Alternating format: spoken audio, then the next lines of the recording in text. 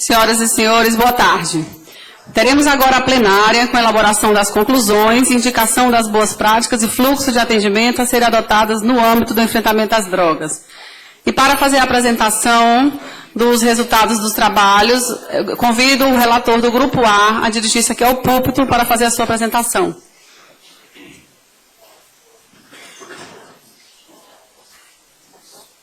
Não, é só sentar aqui.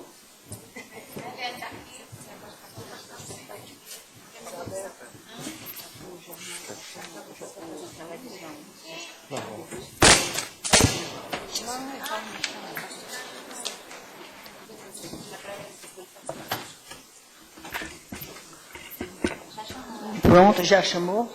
Então, já está com o relator. Pronto. Então, vamos continuar os trabalhos. Boa tarde, meu nome é Carlos. Tá bom. Estou no grupo A, que é prevenção.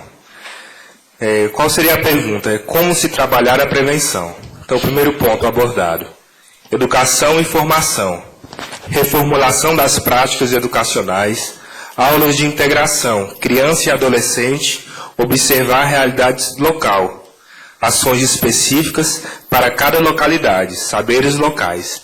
Aqui esse ponto seria uma reformulação naquelas aulas meramente expositivas, mas as aulas serem mais de integração. Não só entre criança, que é onde começa o grande mal, ou o adolescente, certo? Utilizar o alcance das mídias para a implementação de programas de prevenção. Aqui seria para utilizar também, no uso preventivo de drogas, como se faz hoje com a não utilização do cinto de segurança, aquelas mídias de impacto, né? Para que o jovem, o adolescente veja, ele perceba aonde ele está entrando, o que vai ocasionar aquele grande mal a ele. Implementar políticas públicas voltadas para a realidade de cada local. A gente falou muito aqui essa localidade para que esses programas partissem de dentro para fora, daquele local, do micro para o macro. Desenvolver processos de informação e formação. Redes de prevenção, saúde, educação, cultura e lazer. Essa rede de prevenção seria uma integração entre as secretarias, sejam elas municipais ou estaduais, onde integraria escola, PSFs, hospitais, ONGs, centros de recuperação, os próprios NAs, os AAs, que hoje são, de certa forma, enfraquecidos, não só pela discriminação, mas também pelo baixo poder aquisitivo. Aquele grupo não tem recursos ou local para se reunir. Ajuste de conduta. O Ministério Público propôs esse ajuste de conduta com empresários de show de música. Seriam essas músicas de apologia que a gente tem hoje de forró, que são feitas aqui mesmo, entre vários grupos, ou que falam que beber é bom,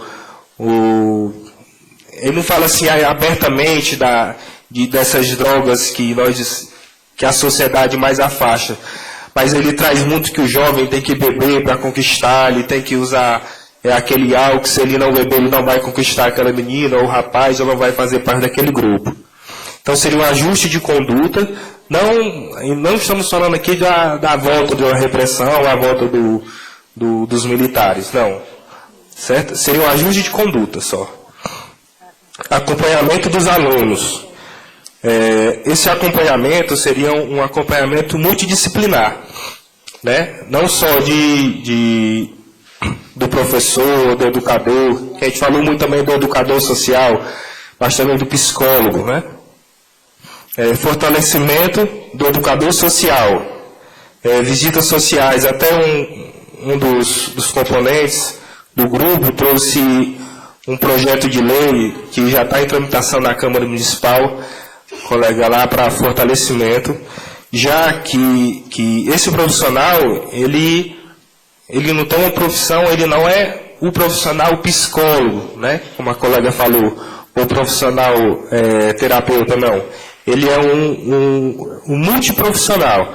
Na verdade, ele iria até a casa do jovem ou na escola, ele seria o responsável por essa integração entre o PSF, entre escolas, entre os grupos de AA, entre os grupos de AM. Discussão sobre os problemas reais locais. Aqui seria não aquela história de gringo, que vem aquela história de fora para cá, implementar o que tem em São Paulo para jogar aqui em uma comunidade de Fortaleza, ou jogar lá em Tapajé, ou lá em Irauçuba, ou em um distrito, certo? Aqui seria a discussão dentro de cada localidade. Então, dentro do município haveria uma discussão para que os projetos, para que aquele problema fosse localizado. O mapeamento e análise dos problemas de cada família, localidade na sua especificidade. Foi isso que eu acabei de falar. Então, o que seria aqui? Formar mesas, formar discussões em cada município, em cada bairro, ou em cada escola, se possível, para entender os problemas de cada família, já que o problema muitas vezes surge dentro da família, não de dentro da escola. A escola, muitas vezes, não é o início, já é o meio, já é onde é propagado, já é onde os traficantes vão pescar o jovem ali na porta da escola, que muitas vezes esse problema é abordado como se fosse só nas escolas públicas, o que não é. Você não vê políticas públicas voltadas para as escolas particulares. Potencializar equipamentos locais, clínicos, culturais, desportivos, qualificação dos conselheiros tutelares, buscar o estímulo da participação social das empresas nos problemas da comunidade na qual a empresa tem sua sede. Que seria aqui? Seria estimular as empresas para que elas tenham conhecimento, que hoje já tem, quando a empresa gasta, se ela gasta ali no ano 300 mil reais na educação ou no esporte, ele vai ter aquele descontado no imposto de renda. Mas muitas empresas não sabem disso. Embora seja uma micro ou média empresa, então seria esse estímulo a essas empresas para que elas investissem no social. Funcionamento de atividades pelas empresas privadas, financiamento. Que seria isso? Seria promover esporte, lazer, cultura dentro das comunidades para que os jovens e as crianças, até mesmo os adultos, já que deve ser todos, participarem. Identificar em cada comunidade o que leva os sujeitos a iniciarem o uso de drogas, lícitas ou ilícitas, aspectos de ordem objetivas e subjetivas. Identificar atores sociais na comunidade com experiência em dependência química, ex-usuários, para que trabalhem na prevenção. O que seria aqui? Foi um colega nosso que faz parte de um grupo, faz parte de um centro de recuperação, um ex-usuário, que mostrou para a gente uma perspectiva totalmente diferente. A gente discutiu meia hora, acho que de 30 minutos para frente, quando ele falou, a perspectiva mudou um pouco. De levar esse ex-usuário, não só o cientista, não só o pesquisador que sai dos centros acadêmicos, que sabe a realidade muitas vezes só dos livros ou de experiências de alunos, mas que levasse esses ex-usuários, ex-drogaditos, para palestrar nas escolas, para mostrar a experiência dele, para mostrar como ele se recuperou, para mostrar como é a recuperação. Porque não adianta você pegar um jovem, um ex-usuário, e levar para casa se o problema era na casa dele. Então você tratou e destratou de novo, você não teve acompanhamento. Criar espaços de reflexão e participação na comunidade que possibilitem o fortalecimento de valores sociais, cidadania e respeito. Aqui seria um local naquela comunidade, ou nas escolas, ou nos PSFs, nos aparelhos que aquela localidade pudesse dispor, para que os jovens, acompanhados de outros atores, pudessem discutir um pouco sobre cidadania, para ter noções de direitos que eles têm, para ter uma noção do que é a cidadania, do que é o respeito ao próximo, ao idoso, o respeito aos valores. Inserir na prevenção, a perspectiva de prevenção, a recaída com acompanhamento psicossocial, biopsicossocial. Porque aqui, como eu já tinha falado, é trabalhar não só a prevenção antes de experimentar pela primeira vez, mas também dar recaída. Fortalecer e criar grupos de AA e NA. O que a gente vê hoje são esses grupos diminuindo. Esses grupos que antigamente eram um grupo e que hoje, na maioria, é um trio ou uma dupla. Né? Então, fortalecer esses grupos. O NA, que são os narcóticos, e os AA, que são os alcoólicos. Compreender que o dispositivo psicológico e psicocêntrico não dará conta sozinho de um problema de tamanha complexidade, incluir os saberes populares. Aqui a gente discutiu um pouco sobre que cada área tivesse sua própria teoria. Os psicólogos têm sua teoria, os psiquiatras têm sua teoria, os educadores têm a sua teoria. Então, o que seria aqui? Se unificar tudo isso. Então, a busca não seria só pelo ego pessoal, não seria só, a minha teoria que é a válida, não.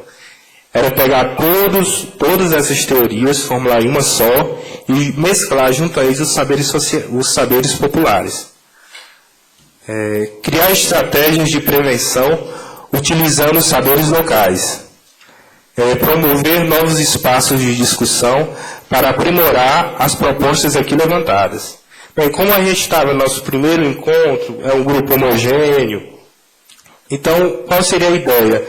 Seria que não fosse só apenas esse encontro, mas outros encontros com esses mesmos atores, já que vocês têm uma lista, acho que bem específica de todo mundo, para que a gente pudesse aprimorar tudo que a gente falou aqui. Pegar essas ideias, já que cada ideia dessa vai ser multiplicada.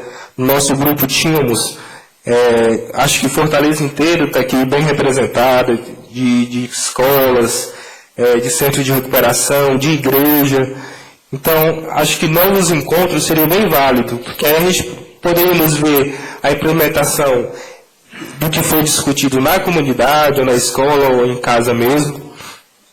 E, a partir daí, a gente poder até formular novas propostas. Okay? Obrigado.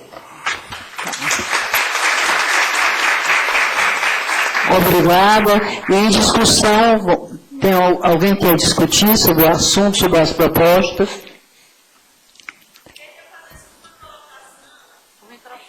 O microfone, por favor.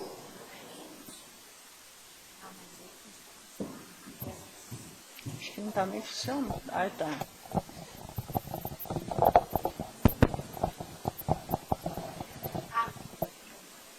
Seu nome, por favor. De quê? Boa tarde, eu sou Vanessa, sou educadora social do CREAS estadual. Faço parte do Núcleo de Articulação de Educadores Sociais de Rua. É uma pena que nesse movimento vieram poucos educadores, porque quem está na ponta é quem convive com essa realidade, né? Eu trabalho na busca ativa, então, diariamente, eu trabalho com o público em situação de drogadição. Um dos questionamentos que eu levei, né, para a prevenção foi que nas escolas seria necessário que tivesse um educador social. Porque o educador social, ele vai estar fazendo o link entre escola, família, comunidade. O educador social, ele vai potencializar as atividades existentes na comunidade, onde existem associações, existem ONGs naquela comunidade que já fazem um trabalho e não são reconhecidas pela comunidade e nem pela escola. E aí o educador social vai estar fazendo esse link entre a escola, a comunidade e a família. O educador social vai até a família, vai fazer uma visita e vai saber qual é a realidade, a necessidade daquela família. E assim dar os devidos encaminhamentos. Eu fiz uma visita numa escola no Janguru Sul, e aí o coordenador me disse assim, olha, 70% dos alunos, a partir do 5º ano, começam a faltar. Me ajude, eu preciso saber por que eles não estão vindo. Mas eu não tenho quem vá até a eles. E aí é onde entra o educador, para ir lá naquela família saber por que o João não está vindo para a escola. Porque muitas vezes é trabalho infantil, desestimula, não quer ir mais para a escola porque por falta do aprendizado, porque não sabe ler, chega na 5ª série, ele não sabe ler. E aí começam as brincadeiras, entre outras coisas. Aí ele diz, não vou mais para o colégio, fica na rua. Né? E aí cabe esse profissional ir até a família e buscar onde está aquela criança, aquele adolescente. Esse educador social seria da educação, da Secretaria de Educação, integraria as equipes das escolas, então? Na realidade, assim, foi sugerido na prevenção que teria uma equipe multidisciplinar. Né? O educador social é uma profissão que ainda não é regulamentada, né? ainda está em trâmite, mas já existe, né? E assim, eu acho que não é só o educador, mas uma equipe multidisciplinar, com psicólogo, assistente social, médico, de repente está conjunto com o posto de saúde, a equipe do PSF. Né? Mas eu acho que o profissional do educador que está junto entre escola, comunidade e família, ele vai estar mais próximo da criança, ele vai estar mais próximo da família, ele vai estar mais próximo da escola. Eu queria saber se vocês concordam, como querem discutir mais. Sim, pois não. 3 minutos, né? Só para fazer um acréscimo na fala dela. Já existe, em âmbito federal, tramitando um projeto de lei para aprovação dessa equipe multidisciplinar em todas as escolas públicas do Brasil. Mas ainda isso não foi aprovado. Então, essa equipe seria composta pelo educador social, o assistente social e um psicólogo. Então, tá certo. Então, nesse caso, não vai ser colocado nenhum acréscimo, vamos aguardar que seja regulamentado para exatamente a gente poder inserir em qualquer coisa. Né? Podemos mandar aprovado, eu quero saber, quem discordar, levante a mão dessa moção de apoio. Essa sugestão dela. A proposta do rapaz é moção de apoio a que integre as escolas públicas a equipe multidisciplinar, incluindo o educador social, que esse projeto se efetive, né? Ou seja, seja aprovado e passe a valer, é isso? Exatamente. As pessoas concordam aí, a plenária? Mas quem está presente? Sou eu.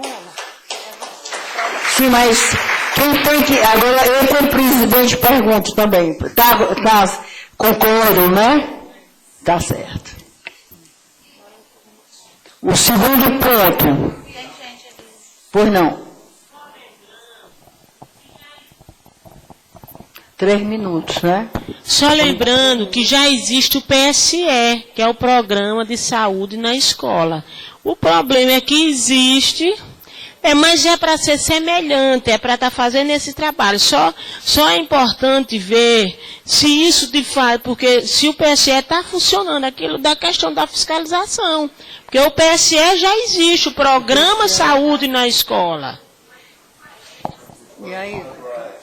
Porque assim, essa equipe não é só para discutir a questão da drogadição e nem da saúde, enfim. Era para discutir outros problemas, como a própria colega educadora social falou. A questão das faltas, do trabalho infantil, da indisciplina.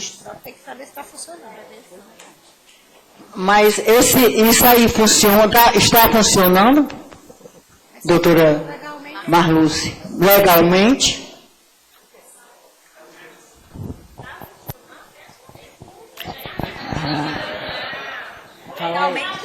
Fala aí. Está no papel. É essa questão que eu acho importante, que a gente sabe esse espírito, né? Será que de fato, porque existem verbas para isso, as verbas vêm, os dados são colocados no papel, será que a gente, né, porque para receber a verba tem que ser, eu acho que se a gente pudesse sair com com isso, com essa questão que a gente tem que fiscalizar. Quando eu digo fiscalizar, não é só no sentido legal, não. É de acompanhar. Eu gostaria de fazer aqui uma proposta aqui para a mesa. Foi não. É que o comitê oficie as promotorias da educação para solicitar da Secretaria de Educação quantas escolas está funcionando no PSE e como é que está sendo feito. Pedir uma prestação de contas. É a única forma que o Ministério Público tem de tentar fiscalizar isso aí é pedir isso. Não, porque quando a gente pede para saber se existe a formação das equipes e se está funcionando, eles vão mandar dizer se existe, quem é que compõe, a partir daí que nós vamos sugerir mudanças ou não. Partindo do que existe e como é que está funcionando. Pronto, doutora Edna. Então vamos encaminhar a proposta da doutora Edna, já aprovada por todos, não é isso? Eu quero entender aqui. São duas coisas. Tem a moção, né? Continuamos com a moção para aprovação do projeto e a questão do PSE, que seria o encaminhamento de ofício aos promotores da educação para pedir uma prestação de conta da secretaria, dos créditos, etc. Porque eles são os órgãos. É só para... Não, a moção é aqui do comitê. Não, é daqui do comitê. Não, aqui fica aprovado, é o comitê que decidiu. Aqui, é a plenária desse evento que decidiu. Plenária do evento. A gente decide, cara. É do grupo a proposta. Pronto, pode chamar o... Chamamos agora o representante, o relator do Grupo B, fazer sua apresentação, por gentileza. Aí é bom ver porque eles fizeram... Só alguém para fazer. Quem é o relator? Quem é que vai ser o relator?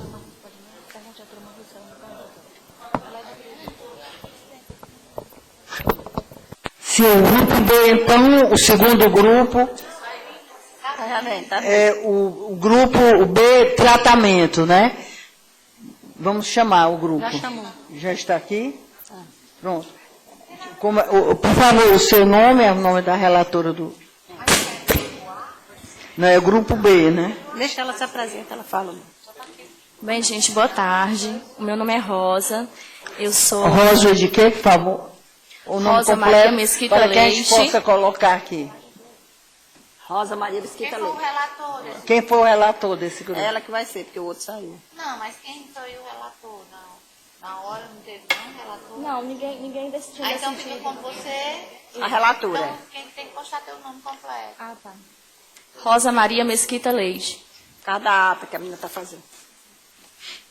Nada não, essas são as conclusões. É isso. Bem, boa tarde. Eu sou estagiária do CREAS no Eusébio, né? Estou representando também a Unifor, certo? E o nosso grupo, ele discutiu a questão do tratamento. E inicialmente eu até citei uma questão, né? O quanto é difícil tratar esse usuário, né? Esse que a gente chama até que é uma doença, né? Porque não implica só o tratamento do indivíduo, mas da família, né? E até mesmo dos próprios cuidadores, né? Cuidadores, quando eu chamo, eu também estou incluindo os próprios profissionais que atendem esse cidadão, essa pessoa. E aí, em discussão com o grupo, nós damos algumas sugestões, né, direcionadas ao Ministério Público, que seria, primeiramente, que o Ministério deveria realizar 2 encontros anuais, um seria em março, o outro em novembro. O primeiro encontro, que aconteceria em março, seria com os gestores das políticas públicas, secretarias de ação social, educação, saúde, segurança, conselho tutelar, conselho antidrogas, justiça, núcleo de informação e análise em saúde, no IAS, e conselhos de classe da saúde. Nesse primeiro encontro, o objetivo seria prestar conta do que foi desenvolvido no ano anterior e apresentar as metas para o ano em exercício. No segundo encontro, que aconteceria em novembro, seria com os representantes, seria com a gestão, com os usuários, com a família, com a segurança e com a equipe.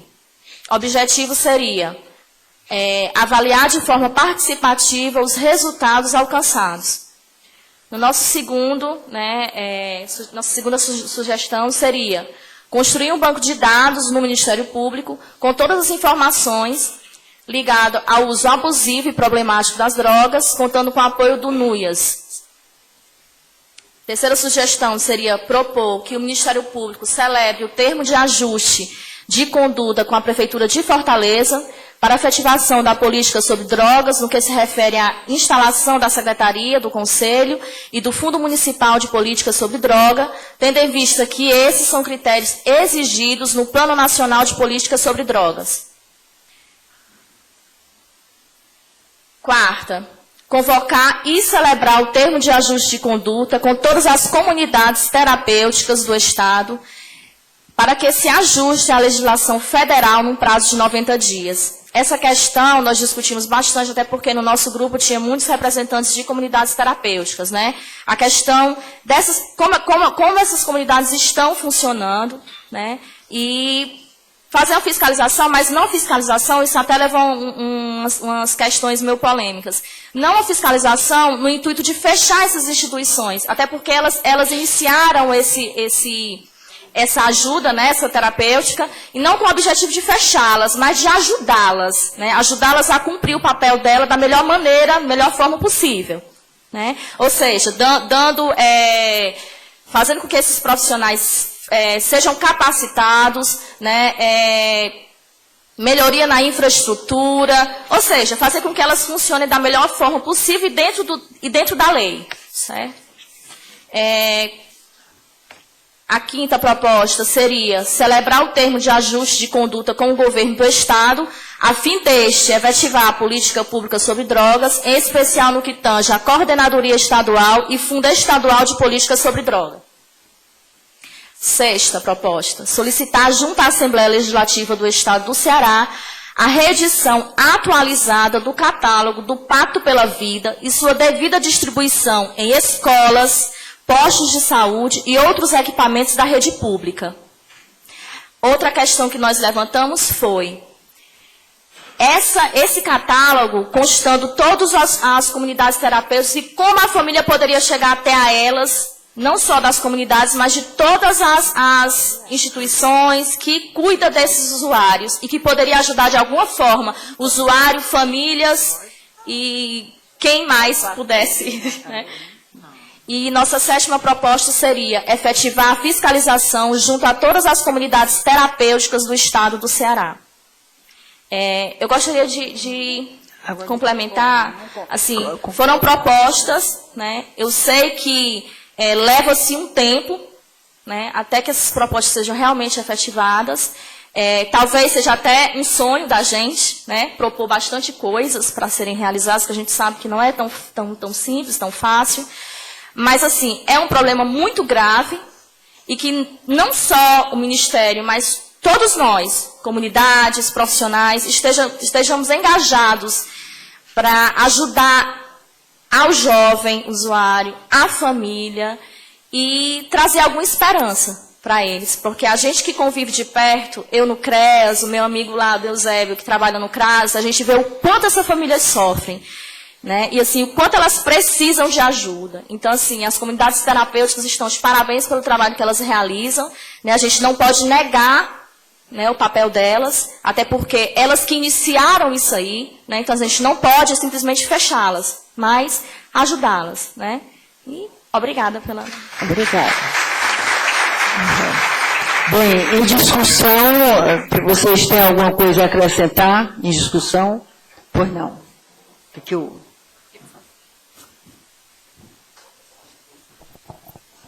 São só duas pequenas retificações. No item 4, senhor Favaron, sou adicto em recuperação, graças a vocês. Ali, no final, são a legislação federal no prazo de 90 dias, né? Então, primeiro seria feita a fiscalização, naturalmente, para se detectar quais são as divergências entre o que estabelece a resolução de diretoria colegiada, que fala sobre as comunidades terapêuticas, e dá um prazo de 180 dias, que são 6 meses. 180 dias, que foi aprovado, né? E a outro também é com relação à criação, antes, no terceiro, aí é 180, não é isso, gente? O pessoal que estava no tratamento, 180, né? E ali, antes, fala sobre instalação da secretaria.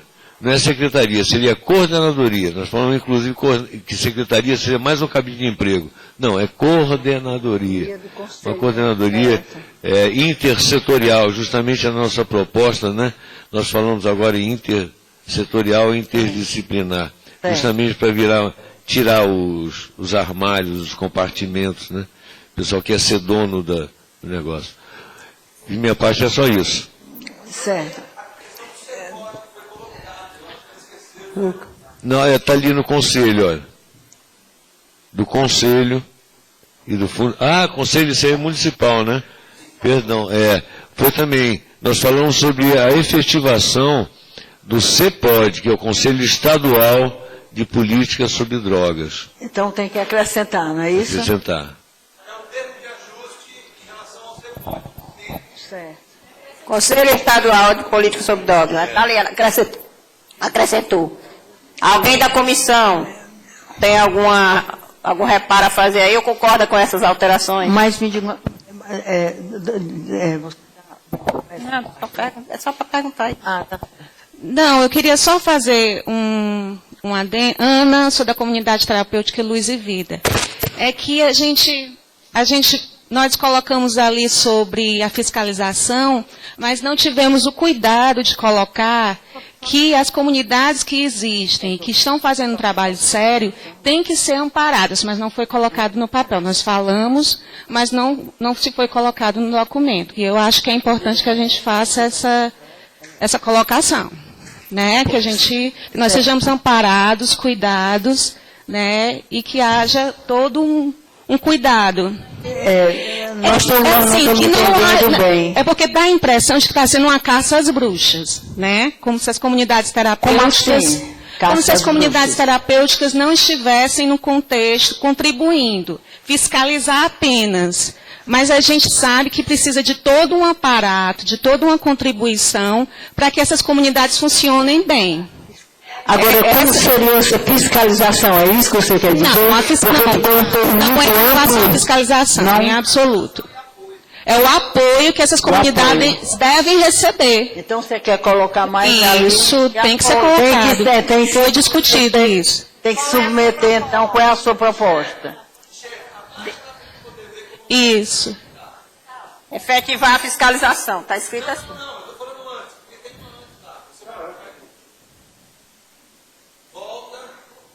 Um pouco mais acima.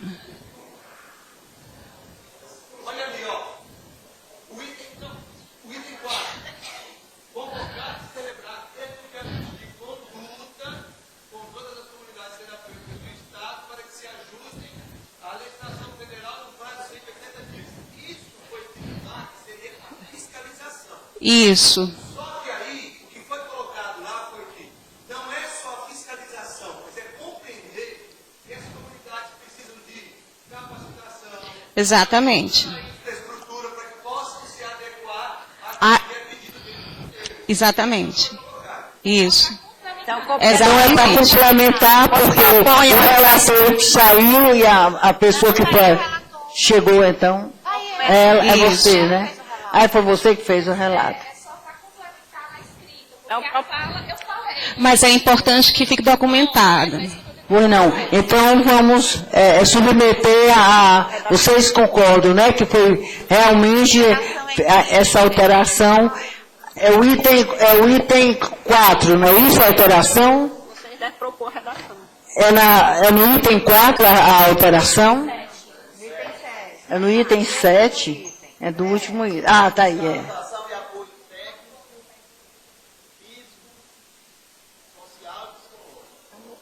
Fiscalização e apoio. Técnico. Pronto. Pronto, técnico já inclui tudo. Não, fiscalização está muito clara. Não, estava claro. Só que estou com medo de achar que volta até para punir.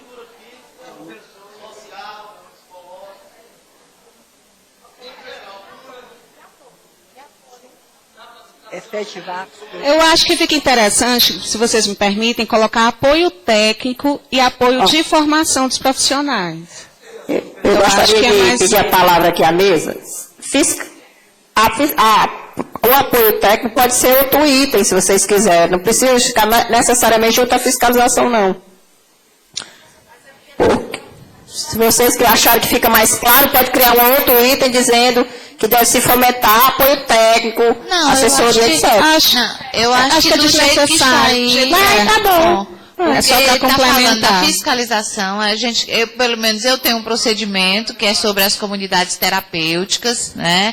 E esse ano éramos para ter feito exatamente isso que está sendo solicitado, não apenas a fiscalização para verificação se estão adequados à legislação sanitária, mas também fazer todo esse processo de capacitação dos profissionais, de como discutir, e a questão do apoio técnico que tem que ser trabalhado, né, tanto pela Secretaria de Saúde do Estado, como também junto com a Secretaria de Saúde do município de Fortaleza.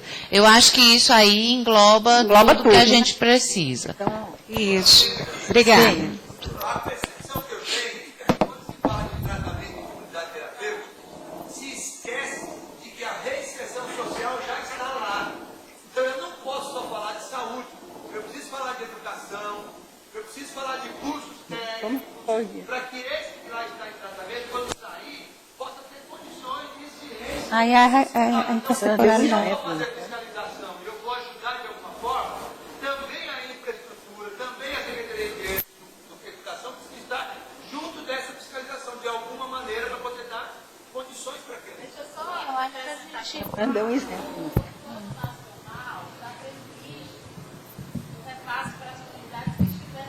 Exatamente.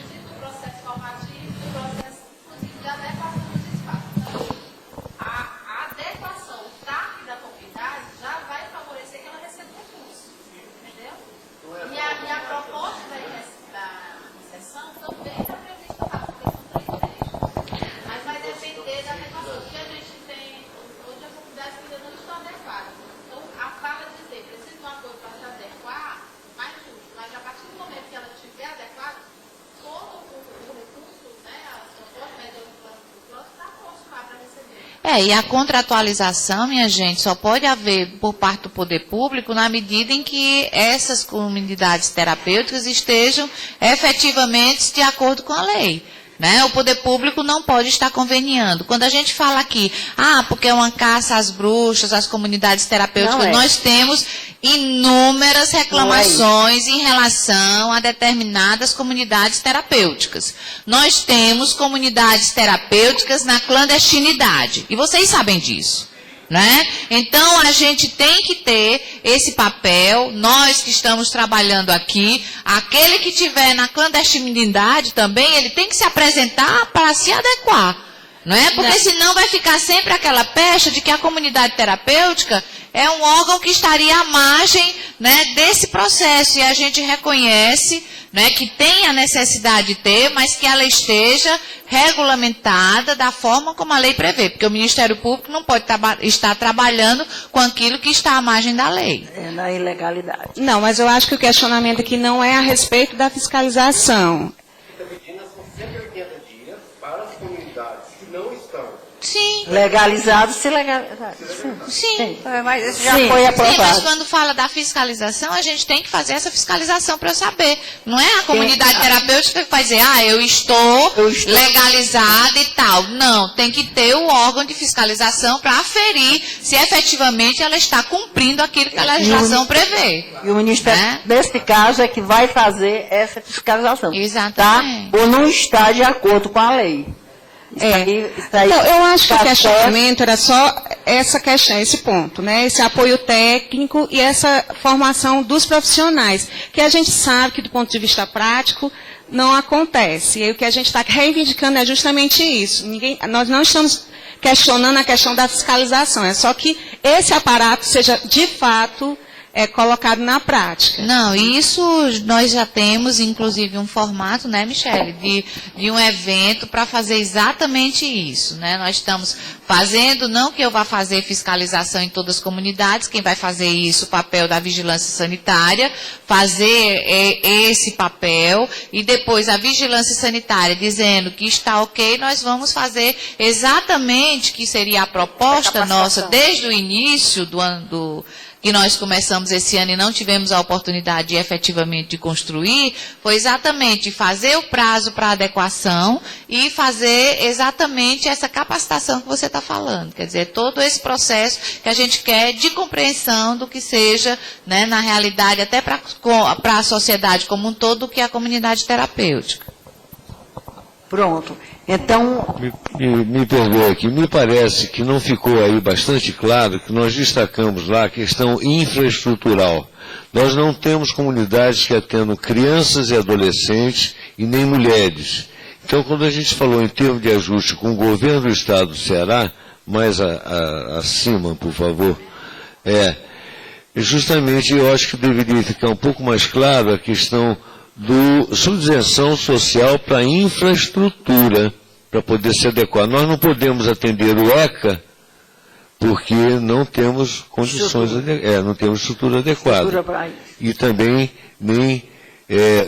existe nenhum apoio para atender mulheres. Nós não temos comunidades terapêuticas que atendam mulheres e crianças e adolescentes no suficiente. Então, no entendimento, não sei se é geral, é se reforçar a questão de infraestrutura, subvenção à infraestrutura. Então, pronto, tem entendido, né? Então, o Ministério Público, nós estamos aqui exatamente para isso. Esse comitê está exatamente para levar todas essas reivindicações, esses ajustes, tudo isso. Então, a gente pode colocar... Está correto já? Não fica bem do jeito que a Michele está colocando. Seria isso? Pode ser? Pode ser. Pronto, então...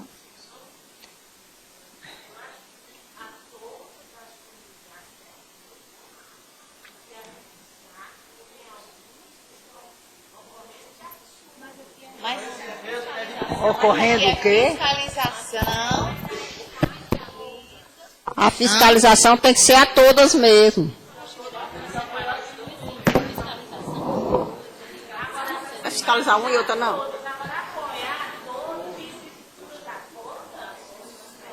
Não estou Efetivar entendendo. fiscalização e apoio técnico, formação profissional e interesse junto às comunidades terapêuticas. Aí você acha que está entendido todas as comunidades, que nós temos que apoiar, o governo tem que apoiar todas as comunidades que existem, não é isso? Aí você acha que é uma coisa impossível esse apoio a todas. Deixa a doutora Marlúcia vir até aqui à frente, para ela poder melhor explicar e a gente entender melhor.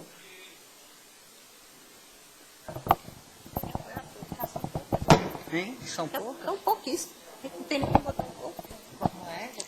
São muito poucas. Eu acho que a gente tem que ter cuidado, porque é óbvio que a gente sabe que a situação nós estamos vivendo uma epidemia, mas nós temos que ter cuidado para a gente também não cair.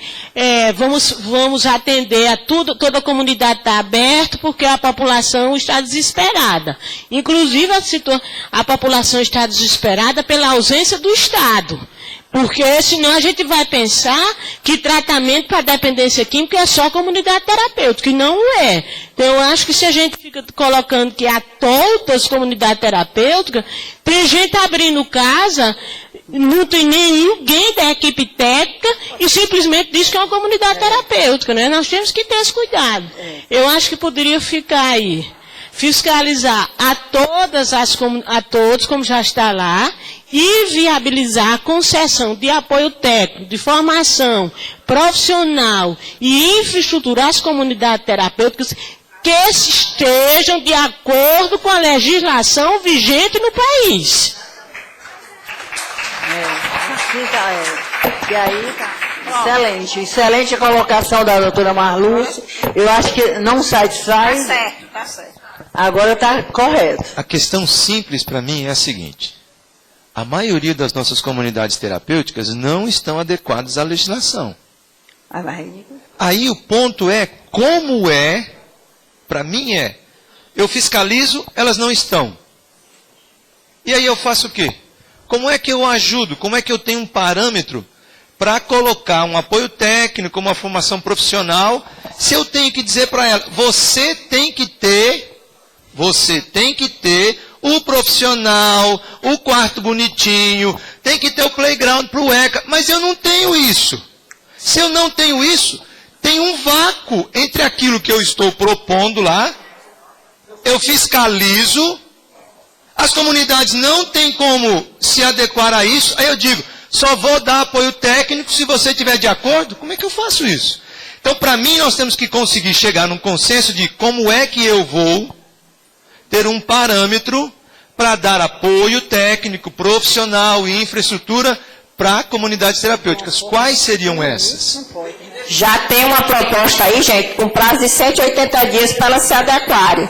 Nesse período de 180 dias, manda o bom senso que aquela instituição que quer se adequar e não tem os parâmetros, ela vai buscar junto à rede. E depois, quando for feita efetivamente a fiscalização, aí já tem que estar correta. E outra coisa, não se pode botar uma proposta dessa que vai fazer fiscalização a umas e outras não, porque se o objetivo é exatamente legalizar, tem que fazer a todas mesmo. O Ministério Público pode estar escolhendo qual é a comunidade terapêutica que ele vai fiscalizar. Ele tem que fiscalizar todos que existirem e chegar ao conhecimento dele que existe.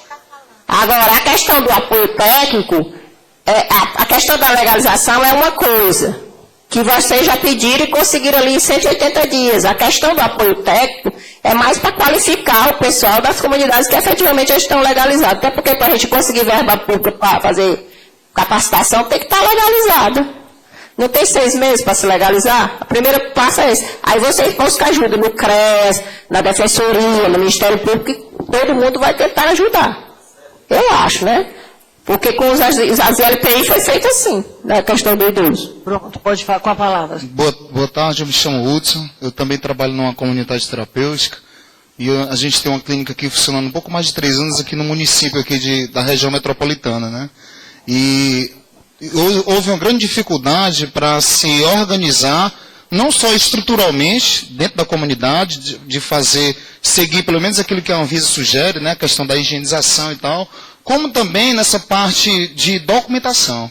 Então, assim, por várias vezes eu fiz o estatuto, consegui fazer a diretoria, fizemos o CNPJ, consegui o alvará sanitário, só que quando eu fui atrás de, por exemplo, conseguir o alvará de funcionamento, o valor que esse município me cobrou era algo irreal para a minha realidade, né?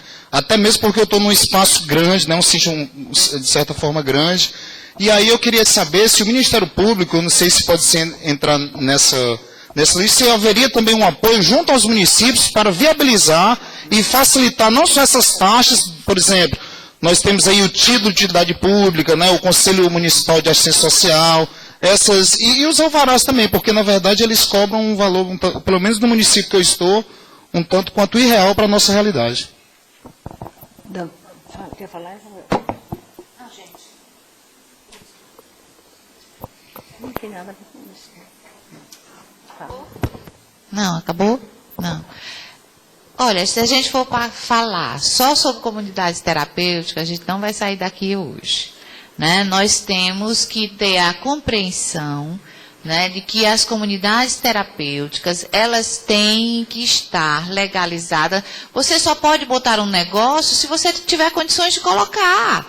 Né? Se eu quero colocar um comércio, eu tenho que estar sujeita àquilo que a legislação comercial, a legislação do município onde eu instalar meu negócio, eu respondo por ele. Então, só se pode, não basta só querer botar a comunidade terapêutica e pronto, eu vou fazer como se eu estivesse fazendo uma coisa na minha casa. Não é isso. Comunidade terapêutica é um organismo que é de responsabilidade e de alta responsabilidade. Porque uma coisa que nós estamos falando aqui, vamos fiscalizar a comunidade terapêutica. Eu quero saber qual foi a comunidade terapêutica até hoje, aqui no município de Fortaleza ou aqui próximo, que tenha comunicado ao Ministério Público internação involuntária. Eu desafio, e pais e familiares já estiveram na Promotoria de Defesa da Saúde Pública reclamando dessas questões. As comunidades terapêuticas, elas cobram pelo trabalho que fazem. Então, nós também não podemos aqui estar só trabalhando, né? Nós estamos falando aqui de tratamento, nós temos obrigação, como Ministério Público, de estar estabelecendo aquilo que nós temos que construir. Nós temos que construir leitos psiquiátricos em hospitais gerais, nós temos que construir CAPs absolutamente estruturados para dar resolutividade aos problemas, né? CAPs de toda a natureza. Nós temos que ter residências terapêuticas, nós temos que ter comunidades terapêuticas. Então, não adianta aqui a gente estar querendo transformar aquilo que não tem estrutura num faz de conta. Porque eu já processei determinadas comunidades terapêuticas aqui por improbidade administrativa, por estar conveniada com o poder público e com superfaturamento em todos os elementos que eram gastos dos recursos financeiros que eram recebidos pelo Estado do Ceará. Então, vamos cair na real. Tem uma legislação sanitária que tem que ser cumprida, o Ministério Público não pode estar, né, trabalhando na ilegalidade. Já estamos aqui, vocês já estão conseguindo o que para mim seria até impossível, que eu não sei se daria 6 meses para adequação, quando a adequação já era para existir há muito tempo. Né? Então a gente está falando aqui em 180 dias para uma adequação daquilo que muita gente está expondo como comunidade terapêutica e na verdade ela não existe como tal.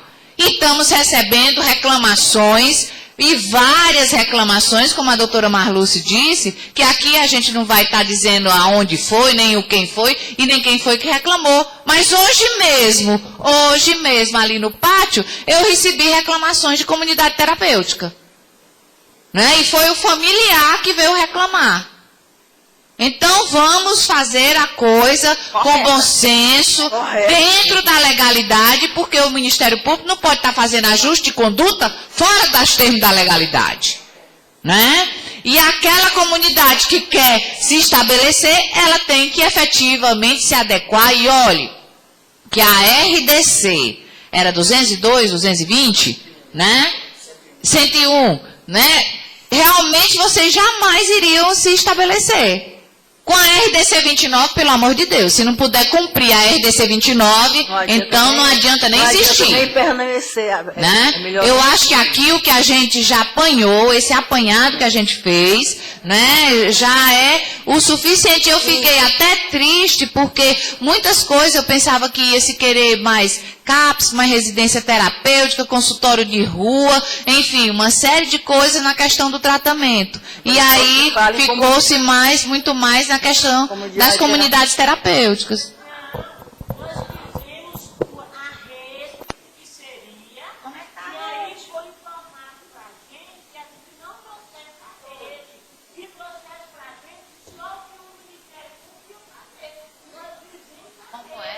Não estou entendendo, não.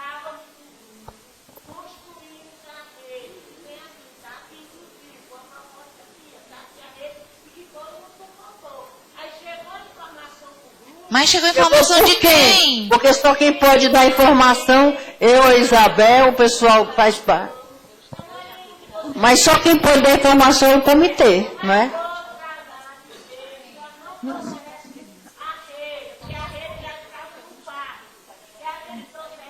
Mas quem? Então, se a... Pois é, então a informação foi equivocada, porque... Mas a doutora Marluce já... não pode, só o comitê tem esse poder de... E não pode ser formatado pelo grupo? Pode ser formatado, pode acrescentar, então. Então vamos acrescentar. Vamos acrescentar, doutora Marluce. Ah, pois é. Então eu fiquei surpresa aqui de só estarem falando aqui. Essa informação não é do... tem que ouvir o comitê do enfrentamento às drogas, não uma pessoa que chega e diz que ninguém sabe nem quem é. Isso aqui foi, obviamente, que a gente está presente e o grupo aqui, a maioria, decide.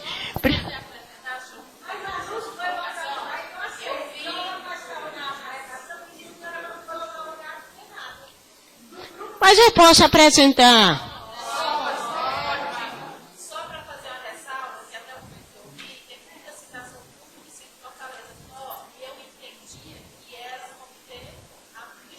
Sim, mas a gente está fazendo só aqui em Fortaleza. Vamos para o interior do estado.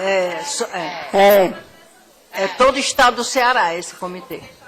O seminário hoje é para cá. Para cá. Nós propomos, no mínimo, 11. Está aqui, mas só porque foram lá dizer para a gente. Mas tudo bem, a gente vai colocar. Então, primeiro, começando pela assistência social. A rede seria constituído, primeiro, pela assistência social. CRAS e CREAS. Depois, pela PSF, que é a atenção primária, né? Terceiro, pelos CAPs gerais, AD e infantil.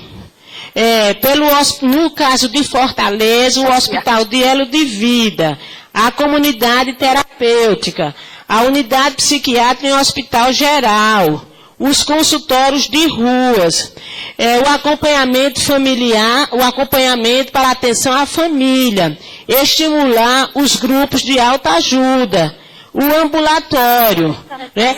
A capacitação é para todos os profissionais, principalmente em psicopatologia, porque segundo as estimativas, as pesquisas nacionais e internacionais, 25% das pessoas que usam drogas, elas na verdade têm um transtorno primário de base e ficam só se tratando como se fosse dependente químico, e na verdade elas têm uma depressão, um transtorno de pânico, um transtorno afetivo bipolar, né? Então, assim, nós propomos a rede, a residência assistida. Então, são 11 que nós propomos. Nós só não trouxemos por isso. E uma... Tá certo. Então,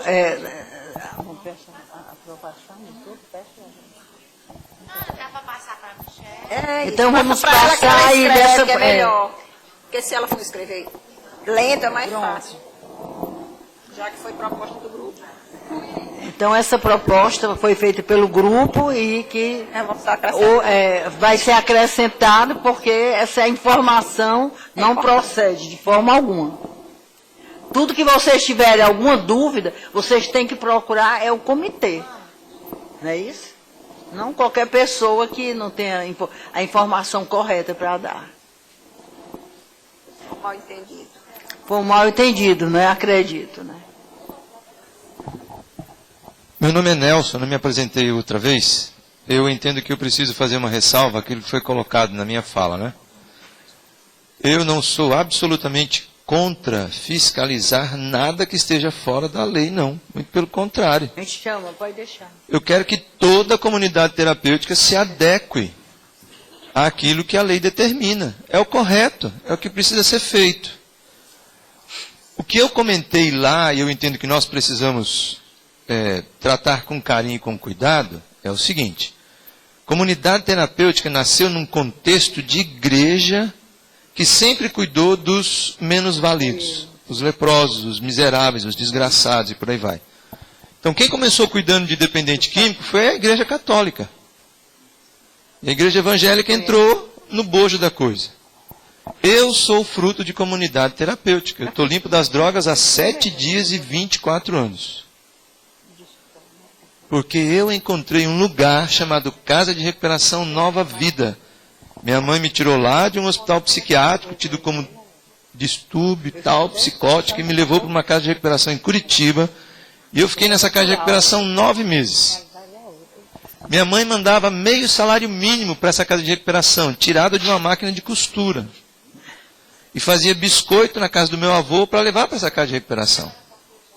Nessa casa de recuperação não tinha psiquiatra, não tinha psicólogo, não tinha terapeuta, não tinha nada disso. O que nós fazíamos era lavar roupa, passar roupa, fazer comida e orar, gente, e ler Bíblia. Não se tinha outra coisa para fazer. E fazer educação física. Eu estou recuperado há mais de 24 anos.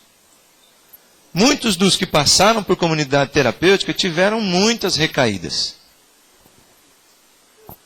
Eu encaminho pessoas para comunidades terapêuticas quando eu entendo que eu preciso encaminhar para comunidades terapêuticas. Mas eu dou o maior valor a um CAPS. Na minha época não tinha, hoje tem. Mas as pessoas não sabem que ele existe. Quantos que chegam para conversar com a gente e não sabem o que é NA e AA? E faz parte de tratamento. Então, comunidade terapêutica, eu comentei lá. Eu acho que nós deveríamos ter alguma coisa que pudesse dizer assim, não se abre mais comunidade terapêutica. Não pode abrir mais, porque já tem muita por aí. É aquilo que acontece com muitos dependentes químicos. Saem de uma casa que vão para outra, que vai para outra. Quem está aqui de comunidade terapêutica? Levanta a mão. Quantos de vocês são adictos como eu que passaram por comunidade terapêutica? Todos nós. A nossa compaixão fez com que a gente abençoasse e tentasse cuidar de outros. Eu passei por isso, eu recebi e agora eu quero dar. O que eu compreendo sempre e digo sempre é, essas comunidades terapêuticas, ainda que comecem com esse desejo no coração, logo no seu nascedouro, deveriam ter algum tipo de instrução e de orientação. Treinamento, capacitação, leva para a FEBRAC, te traz, começa uma federação estadual, vamos ver o que é que a gente pode fazer. Não se tem isso. E aí eu fico, no meu coração, eu fico pensando o seguinte, gente, eu acabei de conversar com uma mãezinha aqui fora agora. Pastor, por favor, arruma uma comunidade terapêutica para mim. Aí eu chamei ela e chamei a galera da comunidade terapêutica que eu conhecia ali. Disse, vem cá, vamos tentar arrumar um lugar para essa mãezinha cuidar do filho dela. Agora, eu quero dizer para vocês, essas 4 comunidades que eu encaminhei para dizer para ela, olha, tenta ir lá, porque ela não tem condição financeira, ela não sabe quanto é que ela vai dar.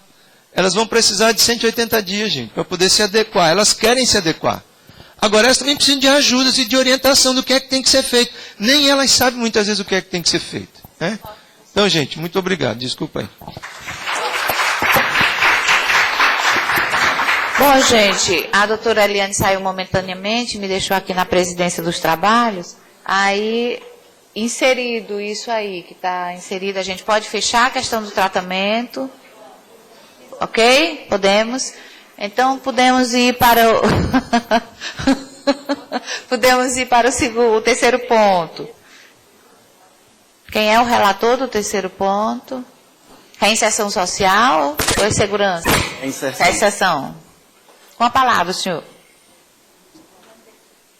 Como é que eu disse? Boa tarde. Boa tarde. Meu nome é Valmir, com WY, Valmir de Rico, YR, Rodrigues de Castro Júnior.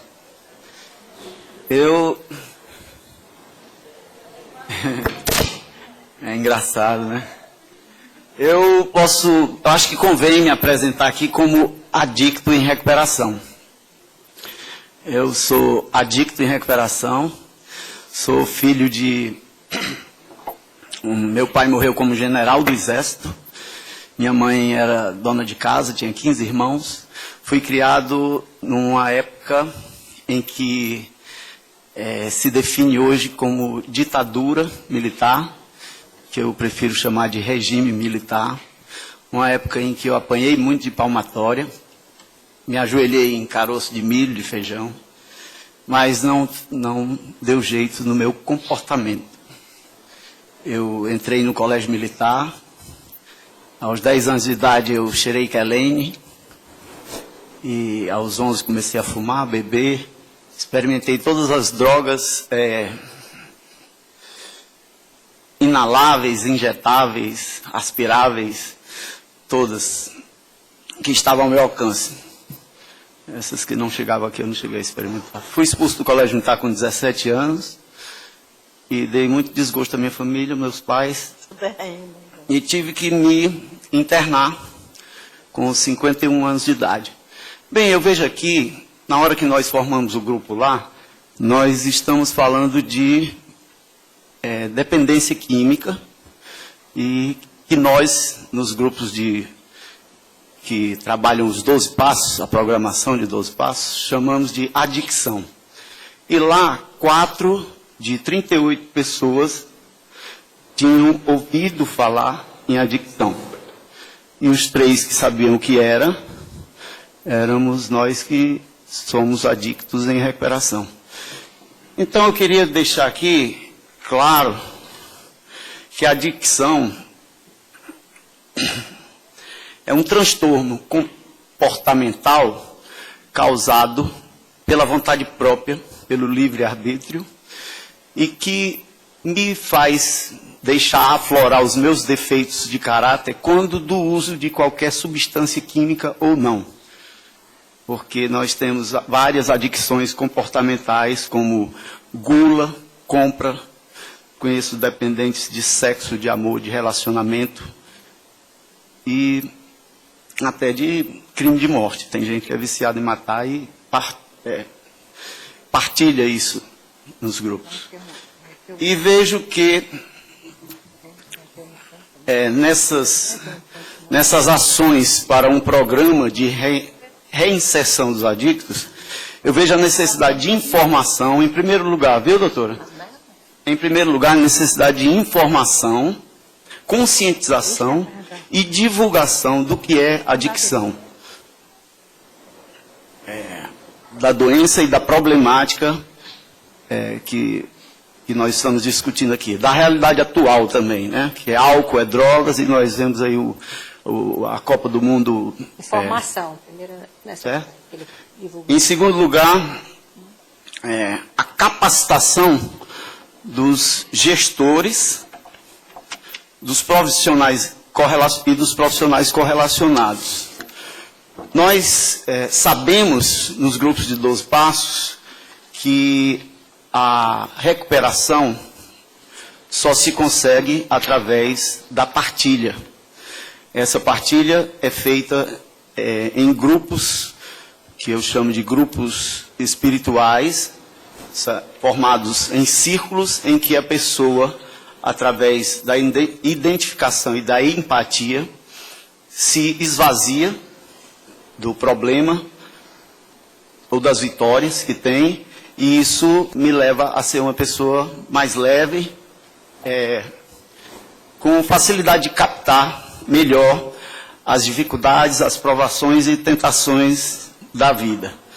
Então, vejo a necessidade também de levar ao ensino fundamental uma disciplina que eu chamo de educação comportamental, que cobriria o vazio deixado pela retirada da educação moral e cívica e da organização social e política brasileira, acho que em 93, no governo do Itamar. Isso seria um trabalho, sim, de base, porque é uma doença comportamental, e hoje tem traficantes usando menores, usando adictos para conseguir o que eles querem, né? E até a polícia fazendo com que pessoas vão roubar mais para poder sustentar essa bola de neve. Em quinto, a união do Ministério Público com o setor privado e a sociedade civil, no sentido de assumir a responsabilidade de dar a primeira oportunidade da inserção do adicto graduado nos vários setores sociais, na educação, cultura, esporte, na própria área administrativa. Sétimo, as pactuações dos setores já existentes, os CRAS, os CREAS e os CAPs.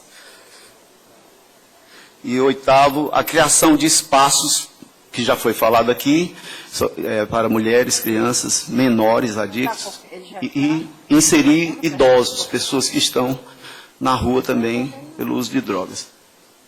Tá. Você vai passar depois as propostas para a Eu posso entregar isso aqui. Você está passando, eu não estou entendendo. Não seria logo você colocar... Eu falei para ela, eu quis fazer isso antes, para ela ir digitando, mas ela disse que não precisava. Aí eu entrego a ela. Se for aprovada, ela digita, né? Eles entregam, aí ela inclui. Eu entrego, foi aprovada em Assembleia, okay. Ela registra. Terminei. É o seguinte, aqui tem 8 itens. 8 itens. Eu vou repetir bem rápido. Em primeiro lugar, é o próprio programa, fazer um programa de reinserção de pessoas adictas, cujas ações são informação, conscientização e divulgação da doença, da problemática e da realidade atual. entender que álcool é droga. É um programa de reinserção. Eu não, nós todos. A proposta do grupo.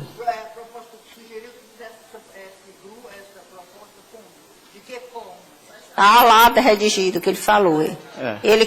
Eles criaram, o grupo criou um programa de reinserção social que inclui essas ações. Pronto, são 7 ações. A proposta deles é Em primeiro lugar, para eu tratar de um assunto, eu tenho que entender do assunto. Aqui, quem sabe o que é adicção?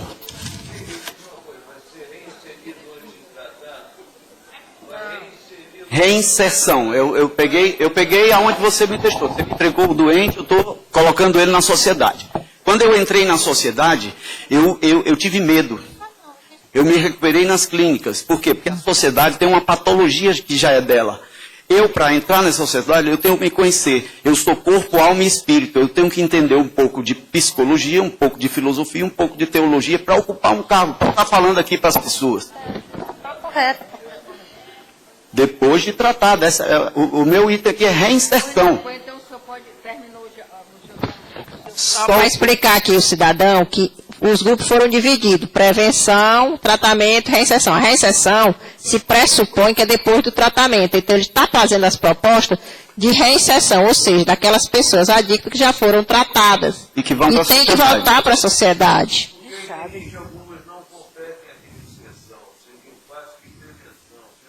Mas ele entende que a proposta deles, do projeto deles, é claro que se vocês disserem a proposta dele é essa aí. A proposta dele é esse, vamos estar em discussão. Se vocês aprovarem ou não, vocês é que vão decidir. Né? A proposta do grupo é essa. Agora, vamos estar em discussão, nós vamos ver se realmente não é isso, é aprovado ou não. Eu posso repetir bem rápido, doutora? Pois não, pode repetir.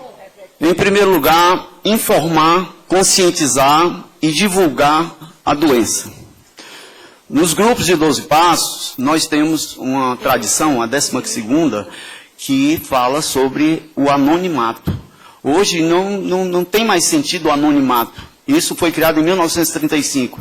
Tem milhares de pessoas sofrendo sem saber o que é adicção. Aqui mesmo, que somos pessoas tratando do assunto, pouquíssimos sabem o que é. E para eu trabalhar... Mas ninguém levantou o braço, desculpa, então não vi os braços. Tá certo, mas a sociedade, 90% não sabe. Certo? Vocês concordam comigo? Então eu tenho que fazer um programa para divulgar isso, para colocar na mídia. Em terceiro lugar, a capacitação dos gestores e profissionais correlacionados. O médico entende da doença e do remédio a ser passado. A minha dor de 41 anos de adicto, eu distribuo nos grupos de 12 passos. Só quem entende sou eu. Entendeu? Então o médico, ele tem que ir para dentro dos grupos, para dentro das clínicas, ele tem que ir para dentro das igrejas e conversar com as pessoas para saberem o que é essa doença, para poderem obterem cargos administrativos, de gestão, etc.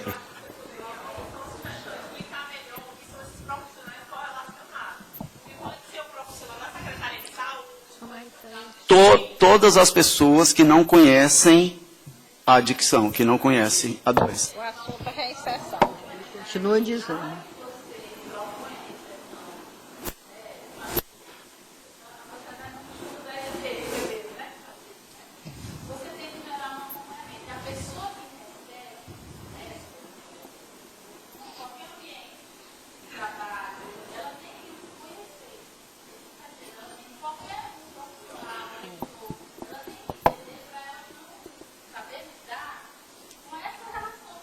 Para você colocar uma dica de empresa, tem que explicar para aquela pessoa o que é isso. É isso que ele quer dizer. Não.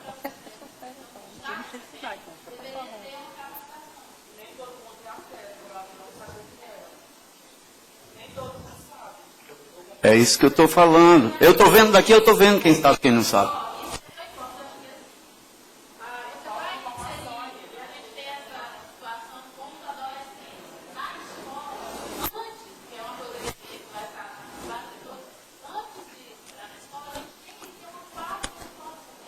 Tem que ter um processo de educação.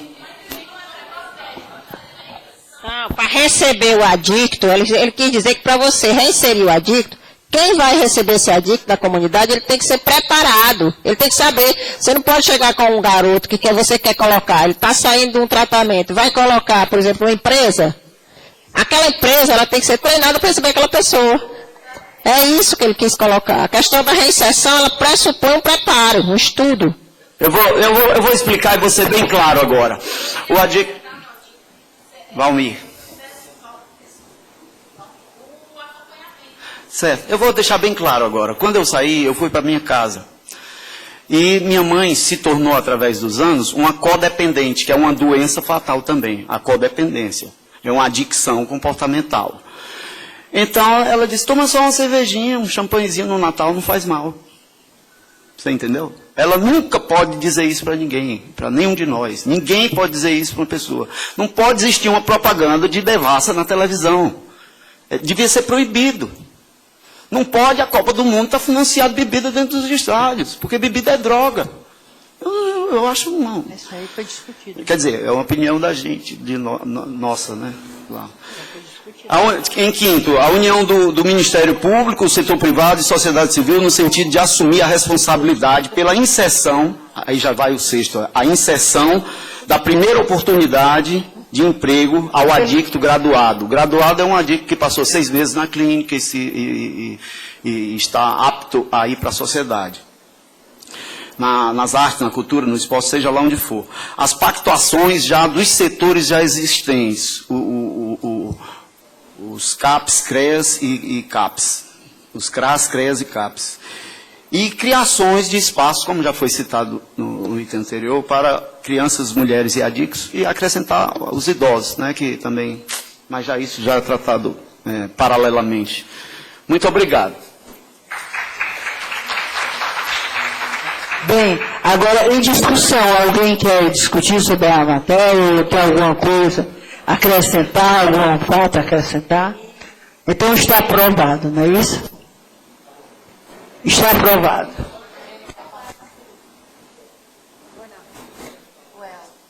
O Elton. Bom, quase boa noite, né? Sou Elton da Secretaria de Justiça. Só acrescentar um comentário a respeito da reinserção. Nós temos 190 mil brasileiros presos. 190, dados bem atuais, né? No estado do Ceará, quase pouco mais de 17 mil. Quando a gente fala de reinserção, né, para mim chega atualmente da Secretaria de Justiça, não só a questão da drogadição, mas a reinserção do preso. Infelizmente, boa parte das pessoas que estão encarceradas sofrem de dependência química, sofrem pelo uso nocivo de drogas, sofrem, estão em abstinência ou não estão em abstinência. O fato é que enfrentam dificuldades em relação à questão da drogadição. Nós temos atualmente 2 possibilidades de remissão, de imediato previamente. Remissão pelo trabalho, remissão pelo estudo. Mas nós não temos a possibilidade, nesse momento, de remissão por participação em atividades terapêutico-pedagógicas em relação à questão da dependência química. Então, eu estou trazendo para poder a gente pensar sobre a possibilidade de a gente ter remissão, certo, nas penas, tanto no regime fechado, aberto, como no sistema aberto, por participação em atividades pedagógico-terapêuticas de dependência química. Uma vez que a gente vê o tempo todo sendo apontado que a dependência química estaria como um dos fatores que contribuem para a reinserção, né, no cometimento de crimes. Então, nós temos a possibilidade de utilizar por analogia a remissão pelo estudo, no caso do regime fechado. No semiaberto e no aberto, a gente podia fazer algo assemelhado, no caso, né, utilizando por analogia, só com outra dosimetria. Não 12, no caso do estudo, regime fechado, 12 horas por um dia de privação de liberdade. Semiaberto, aberto, a gente podia pensar alguma coisa um pouquinho mais ousada. Né? Então, a ideia seria essa, trazer a possibilidade da remissão por participação em atividades pedagógicas, terapêuticas e dependência química. E aí a gente tem exemplos fantásticos de ações, por exemplo, o Cerebrando Restauração atualmente está no IPPO2, o Nelson aqui presente, né? Um trabalho belíssimo lá no IPPO2. Utilizar ações como o Cerebrando Restauração faz no IPPO2. Utilizar os trabalhos dos CAPS-AD, que recebem pessoas encaminhadas sem nenhuma dificuldade para a Secretaria de Justiça e Cidadania. utilizar as horas dos narcóticos anônimos, alcoólicos anônimos, e por aí vai. Então é essa a sugestão para vocês analisarem. Essa proposta seria para incluir na reinserção? Então, seria a remissão, a possibilidade de remissão. Então, todos concordam, né? Remissão de pena pela inclusão do preso nas comunidades, nos tratamentos terapêuticos de dependência química, é isso? Sim. Pedagógico terapêutico. Aí, vocês... Eu disse que no primeiro eu vou deixar em discussão. Em discussão, vocês têm alguma coisa a acrescentar? Concordam, sim. Todos concordam, então vamos dar a proposta. Vai incluir. Vem fazer a redação, Helder, por favor. Pronto. Pronto, tá encerrado. Agora a segurança pública. Agora vamos chamar o relator Só um segundo da segurança pública. Depois eu gostaria de compreender, pelo menos, como é que o Ministério Público poderia nos ajudar nessa questão da reinserção social junto às empresas.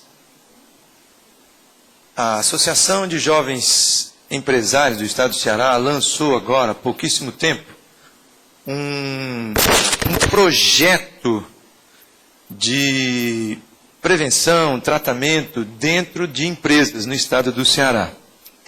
E uma das propostas do Pacto pela Vida era que exatamente as empresas que fazem reinserção de drogaditos, alcoolistas, inclusive nessa questão da reinserção de presos que têm a dependência química associada, muitos deles em relação ao crack hoje, por roubo, para poder usar, que também pudesse estar contemplada na reinserção, onde nós, enquanto Ministério Público, poderíamos sugerir que uma lei fosse aprovada no Estado para que empresas que trabalhassem na reinserção pudessem... Mas vamos pensar em coisas mais assim, vamos dizer, coisas mais imediatas, né? Uma lei para ser aprovada e tudo. Mas o Ministério Público ele tem um convênio com o CDL. Eu estive até reunido com o Procurador-Geral, fui com o Procurador-Geral lá no CDL, e nós fizemos um convênio. Então eu posso, juntamente com o comitê aqui reunido, eu, o doutor Isabel, o doutor Edson, o comitê do enfrentamento da droga, nós podemos ir até o CDL, exatamente tentar fazer ou conversar a respeito dessa sua proposta, e depois então a gente pode dar uma solução ou dar uma resposta. E eu vou tentar exatamente, porque eu sei que o problema, a pessoa faz o tratamento, quer dizer, quer voltar até a sua dignidade humana, mas a sociedade não aceita, que a pessoa, porque ali é tido como uma pessoa que não é mais ninguém, né? Então, a dignidade desse ser é que nós vamos tentar através de quê? De um emprego digno, de a pessoa se sentir mais, como é que se diz, importante para a sociedade, o seu ego, né, está muito, então tudo não está bem, então eu vou tentar, junto ao CDL, juntamente, não só eu, nós tentaremos, é isso? Nós vamos procurar, vamos até o CDL, então vamos chamar até aqui, ao Ministério Público, e tudo que for possível, porque nós estamos aqui, exatamente o propósito do nosso Comitê de Enfrentamento à Droga, é justamente essa ajuda, como fiscal da lei, da sociedade, é buscar essa ajuda a vocês. Então, nós nos propomos, desde já, a procurar o CDL para fazer isto. Dá licença, doutora. Eu quero deixar registrado aqui, eu quero entregar para a senhora um livro que eu estou fazendo há 3 anos e meio, desde que eu fui internado, chamado A Otimização do Comportamento. É uma ferramenta para criar-se uma disciplina chamada Educação Comportamental. Eu quero deixar aqui para a senhora, tá certo? Muito obrigada. Não foi revisado, o livro que eu vou lançar talvez quando Deus quiser, 2, 3 meses, mas... Tá, muito obrigada. A otimização do comportamento, uma ferramenta para a disciplina Educação Comportamental. Exatamente, todos esses sonhos, esses ideais que muitas vezes precisam, né, que sejam realidade. Vamos passar então agora para o último, que é a segurança pública.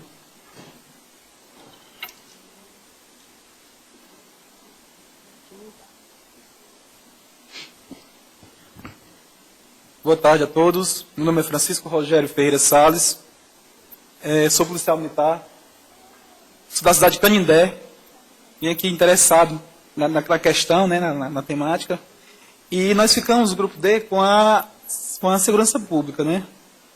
E o primeiro item que nós discutimos é a criação do batalhão de divisas para coibir a entrada de drogas no Estado, com a qualificação voltada para a prevenção e um combate efetivo e ostensivo. Certo? Vale salientar que foi criado um batalhão agora recente, o COTAR, que é o Comando Tático Rural. Esse batalhão, ele de início tinha sido voltado para essa questão. Porém, com o advento de enormes atuações de assaltos a banco, de assaltantes de banco pelo Estado, foi desvirtuado, entre aspas, né, essa situação. E sim, o pessoal for agir mais na questão dos assaltabancos. E o que a gente vê, que a gente queria era que realmente fosse criada uma polícia voltada nas divisas do Estado, para que dificultasse mais a entrada de droga ou proibisse a entrada de droga, né? No item 2, o melhor aproveitamento dos membros da comunidade através do Conselho Comunitário de Defesa Social na prevenção. Né, na prevenção do uso de drogas. Esse conselho, né, que já é formado, já existe, está mais atuante, próximo à Secretaria de Segurança Pública, né?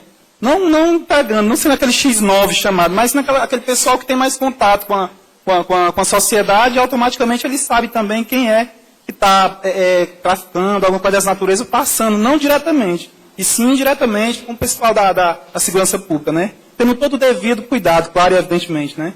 Porque nós sabemos que hoje em dia a questão da represália pelo tráfico de droga é muito grande. Né? Ter também, no item 3, no caso, uma maior participação dos agentes da segurança pública junto às escolas, no intuito de prevenir o uso de drogas, né?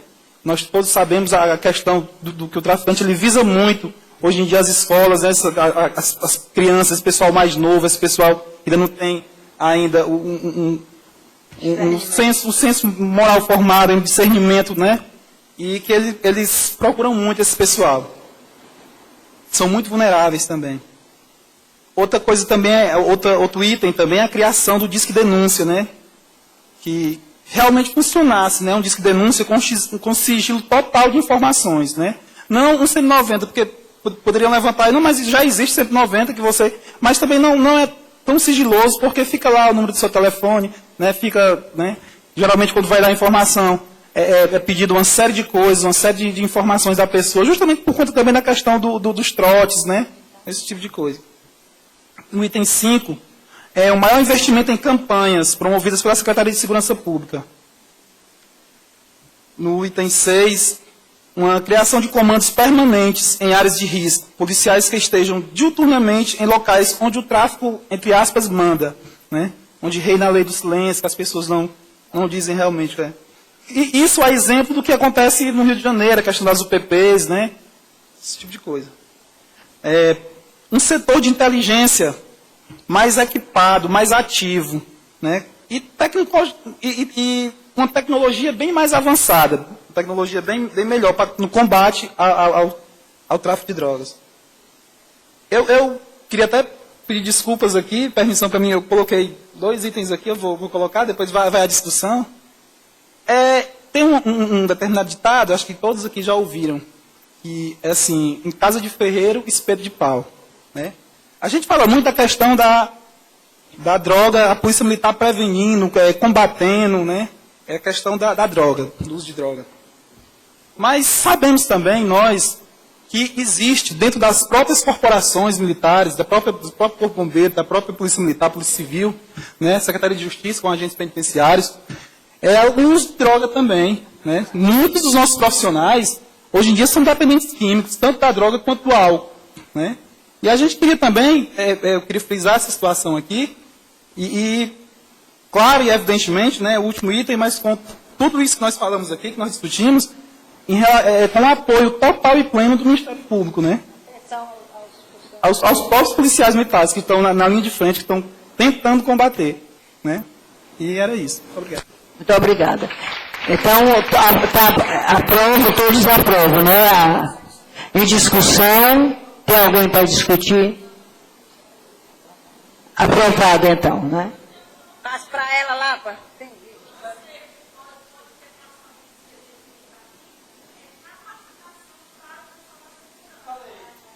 Já falamos, sim. Pois então, não está havendo mais discussão, então está aprovado. Quer falar, diga.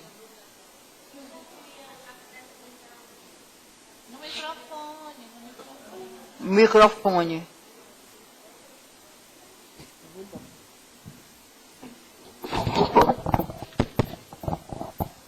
Dentro dessa inteligência, né, que a gente sabe que hoje ela é fundamental para qualquer segurança municipal, estadual, nacional, eu acho que tem um dado que pode ser muito importante.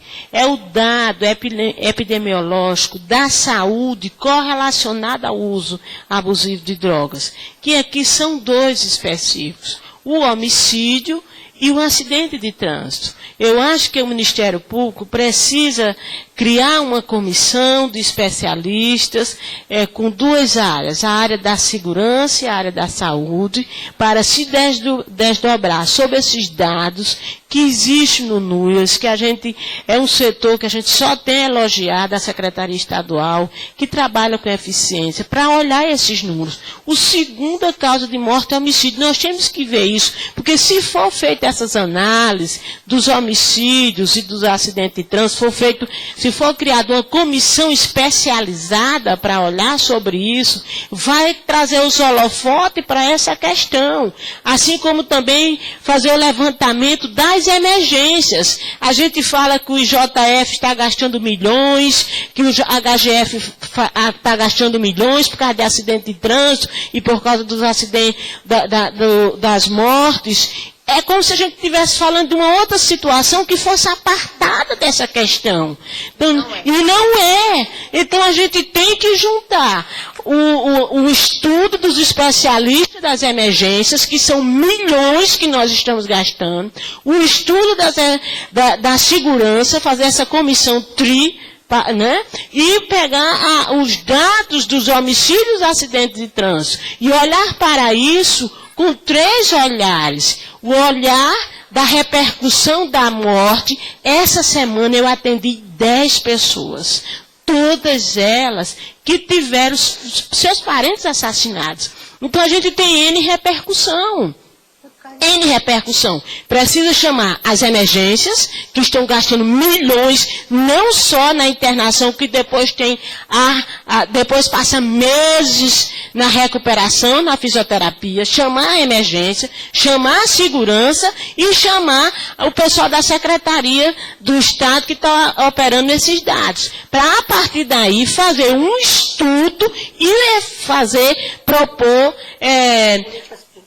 políticas públicas junto com essas 3 instituições para que a gente possa tentar reverter esse estado de coisa. E não apenas ficar falando, está gastando tanto no IJF, como se não tivesse nada a ver com isso. Quer dizer, fica um discurso esquizofrênico, um discurso apartado da realidade. Então eu queria propor essa comissão. Em discussão.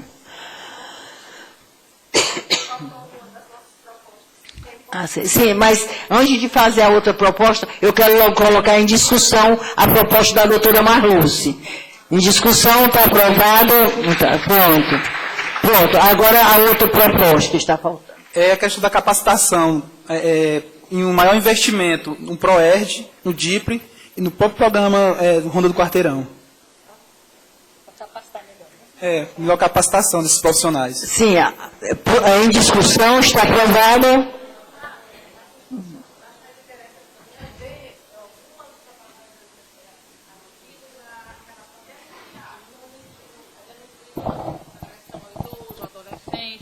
Como é? Se pudesse haver propagandas que incentivassem a sociedade civil a denunciar, não é? Assim como existe a denúncia contra a agressão fiscal do idoso. Como a propaganda que vocês dizem, na televisão, para que a sociedade venha se ver como um agente de fazer a denúncia onde há vendas de drogas.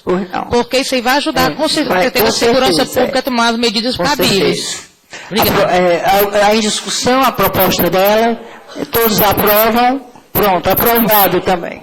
Pronto. Agora, a da palavra a doutora Isabel. Quer falar também? Bom, pessoal, na qualidade de secretária executiva do comitê, eu gostaria de agradecer a presença de todos. Acredito que todos, quando fizeram a inscrição na Escola Superior do Ministério Público, colocaram seus e-mails, não é isso? Os certificados, o nosso presidente, o nosso diretor da escola, nos informou que os certificados irão para os e-mails dos senhores e todo esse material nós vamos criar um site e colocar todo o resultado desse trabalho que foi feito. Né? Outra coisa importante que eu acho que nós e daremos continuidade, não apenas na questão daqueles eventos, mas como nós temos a listagem daqueles que participaram desse primeiro encontro, evidentemente que serão chamados, ou em grupos distintos, porque nós tivemos aqui a definição dos grupos. Alguns eu acho que migraram de um grupo para outro, mas de qualquer forma, na medida das nossas necessidades, daquilo que o comitê pretenda fazer, nós estaremos discutindo efetivamente com aqueles que estão inscritos em cada grupo. E temos aqui os relatores, que eu gostaria que deixassem os contatos aqui dos relatores para alguma necessidade que nós tenhamos. Outra coisa que eu queria agradecer, aqui o cerimonial da Procuradoria-Geral de Justiça, na pessoa da Helena e da Rita, que não está agora à tarde. Agradecer aqui ao Joélio, que está aqui conosco até essa hora, a Humberto, que esteve, o Hermilton, que esteve de manhã, e agradecer aqui a Michele, que não vem trabalhando nessa hoje, também ao longo do tempo, juntamente aqui com a Helena e com a Rita, trabalhando para que nós tenhamos a melhor execução desse evento. E assim, doutora Eliane, eu acho que até um presente para nós, eu gostaria aqui de pedir o Nelson, para fazer aqui a oração da serenidade aqui, e ele tem para distribuir aqui para todos, e é um prazer para nós, Nelson, recebê-lo neste momento. Muito obrigada a todos. Obrigada.